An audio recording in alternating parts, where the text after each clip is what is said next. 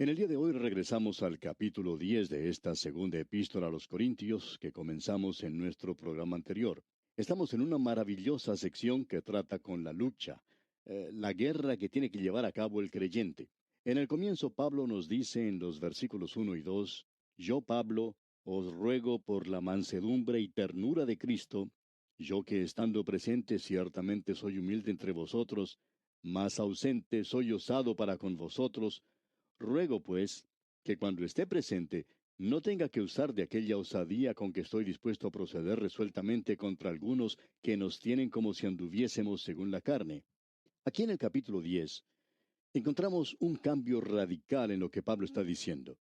Lo mismo ocurrió cuando Pablo comenzó a hablar sobre la forma de dar del creyente. Llegamos en esta ocasión a una sección completamente nueva y el cambio es tal en el tono y el estilo de la carta que muchos críticos han sugerido que puede ser el comienzo de una tercera epístola. Pero hablando honradamente, no podemos aceptar eso. El cambio en el tono de la carta, que es por supuesto un contraste bastante pronunciado con lo que se estaba diciendo antes, puede explicarse fácilmente desde otras bases. La iglesia de Corinto era una iglesia dividida. Pablo dijo cuando les escribió por primera vez: Porque he sido informado acerca de vosotros, hermanos míos, por los de Cloé, que hay entre vosotros contiendas. Ahora, la mayoría de la iglesia estaba del lado de Pablo y respetaban su autoridad. Sin embargo, en ese lugar había una minoría que estaba opuesta a Pablo y que no reconocía su autoridad como apóstol. En los primeros 9 capítulos de la segunda epístola a los Corintios, Pablo evidentemente ha estado dirigiendo sus pensamientos a la mayoría. Ahora, en los últimos capítulos, comenzando con este capítulo 10 y hasta el capítulo 12, él está hablando a la minoría. El cambio es como del día a la noche. La minoría estaba criticando severamente a Pablo, y él les escribió una carta muy dura, muy severa. Usted recuerda que él trataba con el tema de la corrección y aún usaba un tono amenazante en su primera epístola a los Corintios. Ellos estaban diciendo ahora que Pablo era un hombre diminuto, pero que le gustaba hablar mucho y decir cosas grandes. Decían que él era insignificante, y entonces Pablo les está diciendo: Yo os ruego por la mansedumbre y la ternura de Cristo. Ahora, nuestro Señor Jesucristo fue un carpintero. Él anduvo aquí en este mundo. Él no era de los que levantaban su voz al hablar. No se defendió a sí mismo. Y Pablo dice: de esa manera estoy yo andando aquí. Y él se enfrenta a esos oponentes inescrupulosos de una manera directa y sin ambajes. Él va directamente al grano y dice: Os ruego por la mansedumbre y ternura de Cristo. La apariencia del Señor Jesucristo no era tan diferente y marcada como lo han dibujado los pintores, como esa idea de pintarlo con una aureola sobre su cabeza. Él dijo que era manso y humilde, y esa era la insignia que deberían llevar sus seguidores. Pablo pues les está diciendo que no se dejen engañar por las apariencias, que él tenía la autoridad de un apóstol. Y tememos que en el día de hoy nosotros también nos olvidamos de eso. Tenemos esa idea de tratar de rebajar al Señor Jesucristo a un nivel inferior porque Él era carpintero. Y Pablo tenía aquí una misión divina. Él hablaba con autoridad y estaba consciente del poder sobrenatural que tenía y lo utilizaba de la misma manera. Creemos que es necesario que nosotros nos demos cuenta de eso porque es muy destacado. Pablo está diciendo que no lo obligan a usar esa autoridad que él tiene. Él les está diciendo que quisiera regresar nuevamente a ellos, en mansedumbre y en ternura. Pero ahora insiste que la minoría no lo juzgue según las apariencias. Pablo está diciendo que él no anda según la carne. Ahora, ¿qué es lo que quiere decir con esto? Leamos el versículo 3 de este capítulo 10 de su segunda epístola a los Corintios. Pues aunque andemos en la carne, no militamos según la carne. Lo que quiere decir es lo siguiente. En primer lugar, queremos aclarar que la palabra carne aquí viene de la palabra griega sarx, y que se utiliza en 3 maneras diferentes. Puede hablar del cuerpo, es decir, el cuerpo físico que nosotros tenemos, la carne que tenemos sobre nuestros huesos. O también puede hablar de la debilidad, aquello que es psicológico. También se puede referir a la naturaleza corrupta que nosotros tenemos, una naturaleza perdida y que nos habla del lado espiritual.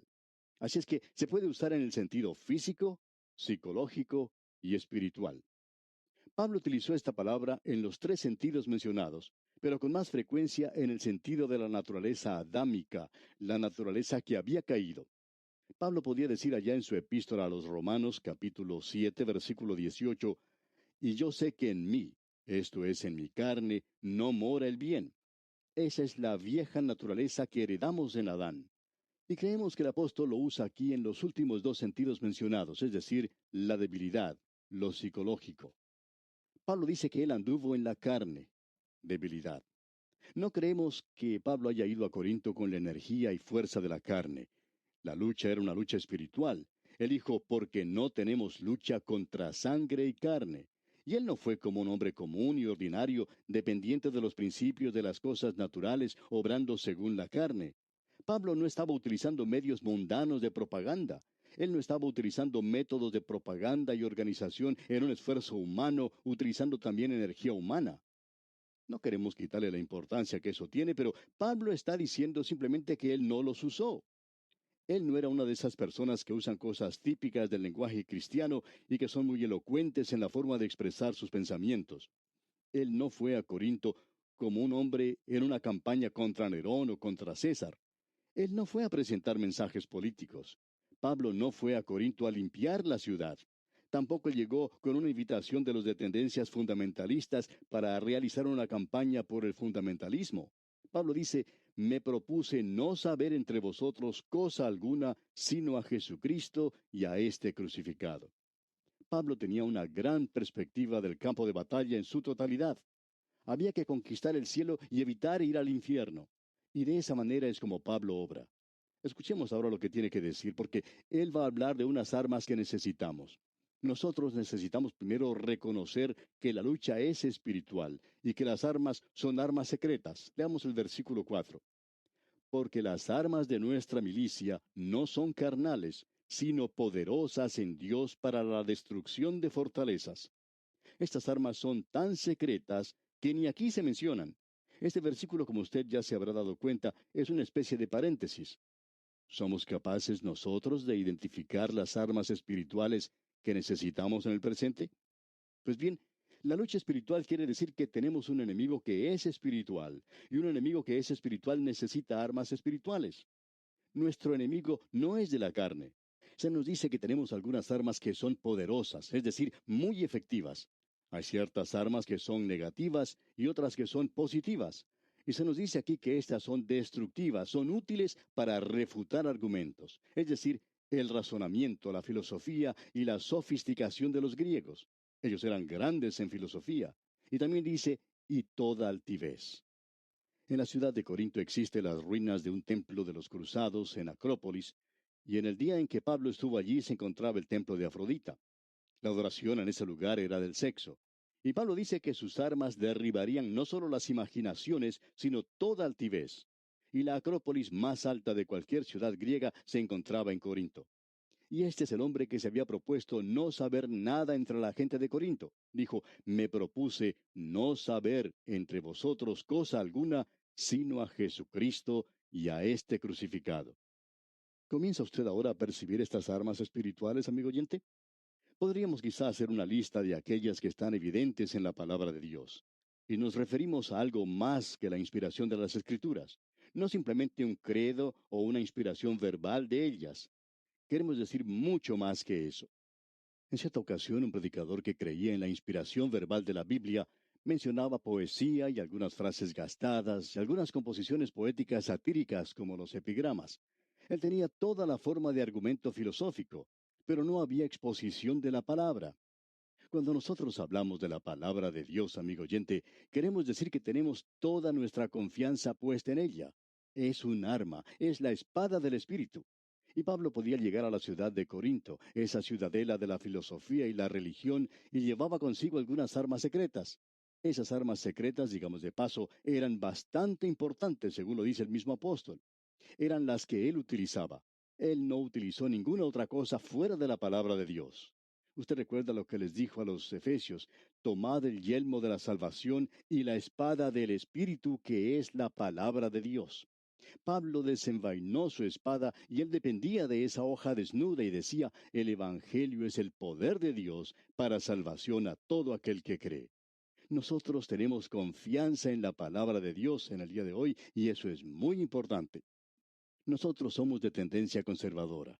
Creemos en la inspiración de la palabra de Dios y creemos que uno no puede desdeñar todo lo que se dice en el Antiguo Testamento, en el libro de Génesis especialmente, sobre la creación. Creemos en el infierno, creemos en la Biblia desde el comienzo hasta el fin, y es la espada del Espíritu, amigo oyente. Esa es una de nuestras armas. Luego, la presencia del Espíritu Santo. Pablo reconoció su debilidad humana y que nosotros estamos hoy sellados por el Espíritu Santo. Ahora también tenemos otra arma, la oración. Reconocemos que existe muy poca oración en cualquiera de estas dos cartas a los Corintios, eso es verdad, pero Pablo creía en la oración. Él usaba la oración como una de sus armas para la ofensiva, como lo demuestra en el capítulo 6 de su carta a los Efesios. No solo llevando la palabra de Dios, sino orando en el Espíritu Santo. Luego él dice algo más en el versículo 5 de este capítulo 10 de la segunda epístola a los Corintios. Notemos esto: derribando argumentos y toda altivez que se levanta contra el conocimiento de Dios y llevando cautivo todo pensamiento a la obediencia a Cristo. En esta batalla espiritual, los soldados tienen éxito. Y cuando decimos eso, no queremos decir que son victoriosos. Dios obtiene la victoria. Y lo que usted y yo recibimos es que somos salvos por un lado, y luego tenemos éxito. Pero la gloria toda es para el Señor. ¿Quiere usted volver a escuchar lo que Pablo dice sobre esto? En esta misma segunda epístola a los Corintios, allá en el capítulo 2, versículo 14, dice: Mas a Dios gracias, el cual nos lleva siempre en triunfo. ¿Y cómo? En Cristo Jesús, y por medio de nosotros manifiesta en todo lugar el olor de su conocimiento. Ahora nosotros no vamos a poder ganar a todos para Cristo, amigo oyente, pero podemos predicar y divulgar la palabra de Dios hoy. Le damos gracias a Dios por la puerta abierta que es la radio. Le damos gracias a Dios por la puerta abierta que tenemos para testificar. Le damos también gracias a Dios por los misioneros que tenemos en la actualidad. Amigo creyente, ¿se está usted regocijando hoy en la palabra de Dios que está siendo predicada? No somos victoriosos, pero sí tenemos éxito, y eso es lo que Pablo quiere decir. Ahora vamos a tener que pasar un poco rápido por los siguientes versículos en la sección que sigue. En los versículos 6 y 7 dice Pablo: Y estando prontos para castigar toda desobediencia, cuando vuestra obediencia sea perfecta. Miráis las cosas según la apariencia. Si alguno está persuadido en sí mismo que es de Cristo, esto también piense por sí mismo, que como Él es de Cristo, así también nosotros somos de Cristo. Él está diciendo aquí que nosotros pertenecemos a Cristo tanto como cualquier otro. Y él está hablando a aquellos que estaban en la oposición. Y dice luego en el versículo 8: Porque aunque me gloríe algo más todavía de nuestra autoridad, la cual el Señor nos dio para edificación y no para vuestra destrucción, no me avergonzaré. Pablo está diciendo: yo tengo la autoridad de un apóstol. Y esto no es para tratar de destruirlos a ustedes, es para edificarlos, es para hacerlos más fuertes. Pablo dice: yo soy un apóstol para poder edificarlos a ustedes. Esto es algo muy importante que debemos notar de nuestra parte, aún en nuestros días. Luego en el versículo 9 dice el apóstol: para que no parezca como que os quiero amedrentar por cartas. Pablo les está diciendo: yo no quiero ser osado y aterrorizarlos a ustedes en mis cartas y luego ser débil cuando esté entre ustedes.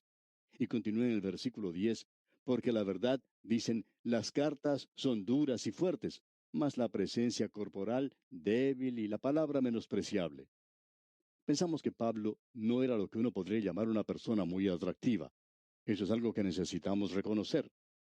Cuando una persona escuchaba hablar a Pablo, era lo mismo que cuando los hombres podían ver a Sansón cuando el Espíritu de Dios descendía sobre él. Ellos sabían que lo que él hacía no era debido a su fuerza física. Y la gente también se daba cuenta que cuando Pablo predicaba, no lo hacía gracias a su propia elocuencia o por su magnetismo personal, ni tampoco por su habilidad, aunque tenemos la confianza que él tenía una tremenda habilidad. Pero cuando uno escuchaba hablar a Pablo el apóstol, tenía que decir que era por el Espíritu de Dios que lo hacía, ya que era un vaso frágil y débil. Esa es la única forma en que se puede explicar. Y luego él continúa diciendo en el versículo 12 de este capítulo 10: porque no nos atrevemos a contarnos ni a compararnos con algunos que se alaban a sí mismos. Pero ellos, midiéndose a sí mismos, por sí mismos, y comparándose consigo mismos, no son juiciosos. Él le da cierto tono humorístico a lo que está diciendo aquí. Hay muchas personas que se comparan a sí mismos consigo mismos. Y creemos que esa es la razón por la cual muchas iglesias piensan que ya han alcanzado su objetivo. Y muchos creyentes piensan que ellos son realmente creyentes espirituales destacados porque se comparan a sí mismos con otros creyentes. Amigo oyente, no es esa la manera por la cual nosotros debemos medirnos. Esa es la tragedia de nuestra hora. Nosotros podemos estar en una iglesia fría y enfriarnos a nosotros mismos y no darnos cuenta de eso. Y llegamos a ser creyentes completamente fríos. Necesitamos estar con creyentes que nos están forzando a llegar a ser mejores de lo que somos. Hay muchos de nosotros que nos sentimos satisfechos con un pequeño grupo en la iglesia, una camarilla que va con nosotros, y ellos son tan tercos e intratables como los demás, pero los hacen sentir bien porque todos están haciendo lo mismo. Continuando ahora con el versículo 13 de este capítulo 10, dice Pablo, pero nosotros no nos gloriaremos desmedidamente, sino conforme a la regla que Dios nos ha dado por medida para llegar también hasta vosotros. Pablo menciona aquí algo que nosotros no queremos que pase desapercibido. Ellos estaban diciendo en Corinto que Pablo no quería ir a verlos, no quería ir a visitarlos, que no quería pasar tiempo con ellos. ¿Cuántos creyentes hoy critican a los predicadores porque estos no quieren pasar más tiempo con ellos visitándolos? Amigo oyente, cada momento que el predicador pase con usted, hablando y cuidándolo como un niño, él está realmente perdiendo el tiempo del Señor. Él tiene que pasar ese tiempo en otro lugar. Y la gente en Corinto estaba hablando de Pablo y decían que él no los iba a visitar. Esta gente era bastante criticona, por cierto. Pablo dice entonces en el versículo 14 de este capítulo 10, porque no nos hemos extralimitado como si no llegásemos hasta vosotros, pues fuimos los primeros en llegar hasta vosotros con el Evangelio de Cristo. Pablo les está diciendo, ustedes tienen que recordar que yo los fui a visitar primero. Fui el primero en llevarles el Evangelio y era un lugar muy apartado de mi hogar. Y luego dice en el versículo 15, no nos gloriamos desmedidamente en trabajos ajenos, sino que esperamos que conforme crezca vuestra fe, seremos muy engrandecidos entre vosotros, conforme a nuestra regla. Ahora Pablo dice, mi método no es ir y quedarme allí como pastor de la iglesia. Yo soy un misionero. Cuando la obra está establecida, luego sigo viaje a otro lugar y sigo de un lugar a otro. Nunca edifico sobre el fundamento de otro. Y entonces en los versículos 16 hasta el 18 dice, y que anunciaremos el Evangelio en los lugares más allá de vosotros, sin entrar en la obra de otro, para gloriarnos en lo que ya estaba preparado. Mas el que se gloría, gloríese en el Señor, porque no es aprobado el que se alaba a sí mismo, sino aquel a quien Dios alaba. Pablo dice, yo estoy haciendo las cosas para las cuales Dios me ha llamado. Y sería bueno para usted, amigo oyente, que antes de criticar a su predicador, pudiera ver cuál es el llamado de Dios que él tiene. Quizá su predicador sea una persona con el don de visitación, o puede ser otro que tenga el don de predicar desde el púlpito, pero debe permitirle que pase algún tiempo en la preparación de sus mensajes. Si él se pasa todo el día yendo de un lugar a otro con usted, no está dedicando todo el tiempo que necesita para el estudio como debería hacer. O quizá usted podría tener en su grupo a un predicador que no es muy brillante, pero que puede ser uno de esos que son unos organizadores fantásticos. Ese puede ser su don. Usted trate de descubrir cuál es el don de esa persona, cuál es el don que esa persona tiene y luego puede ver si lo está utilizando. Pero no se ponga a juzgarlo. Y llegamos ahora a una sección que es bastante íntima. En el capítulo 11 de esta segunda epístola a los Corintios, Pablo habla de esta gente que está unida al Cristo viviente. Es tan importante para nosotros el apreciar esto, amigo oyente. Estamos convencidos más que nunca que este es el mensaje que necesitamos hoy, y ha sido de mucho beneficio para mí personalmente. Al estudiar esta epístola, me he dado cuenta que tiene un verdadero mensaje para mi corazón. Quizá he estado hablando a mí mismo a través de esto, pero siento que aquí tenemos un gran mensaje. En los primeros dos versículos de este capítulo 11 de la segunda epístola a los Corintios dice, ojalá me toleraseis un poco de locura. Sí, toleradme, porque os celo con celo de Dios, pues os he desposado con un solo esposo para presentaros como una virgen pura a Cristo. Él dice, llegué a Corinto, prediqué el Evangelio, se formó una iglesia y he desposado a esta iglesia, a esta gente, a estos creyentes con Cristo Jesús. Y continúa con el versículo 3, pero temo que como la serpiente con su astucia engañó a Eva, vuestros sentidos sean de alguna manera extraviados de la sincera fidelidad a Cristo. No podemos enfatizar demasiado todo esto en nuestros días, la simplicidad que es en Cristo. En el día de hoy necesitamos más simplicidad al predicar la palabra de Dios. Hay predicadores en nuestros días que están tratando de ser intelectuales. Uno los escucha hablar y quizá lo hace por 10 o 15 minutos y no saben en realidad de qué están hablando. Y posiblemente ni ellos lo sepan. Están tratando de ser demasiado filosóficos, demasiado intelectuales y terminan sin decir absolutamente nada. Lo que necesitamos hoy, amigo oyente, es tratar de predicar la palabra de Dios simplemente como en Cristo. Eso es muy necesario en nuestros días. Y en el versículo 4 dice Pablo, porque si viene alguno predicando a otro Jesús que el que os hemos predicado, o si recibís otro espíritu que el que habéis recibido, u otro evangelio que el que habéis aceptado, bien lo toleráis. Pablo está diciendo, ustedes no aceptaron a otro Jesús o a otro espíritu, porque él dijo, yo fui y se los prediqué. En el versículo 5 continúa, y pienso que en nada he sido inferior a aquellos grandes apóstoles.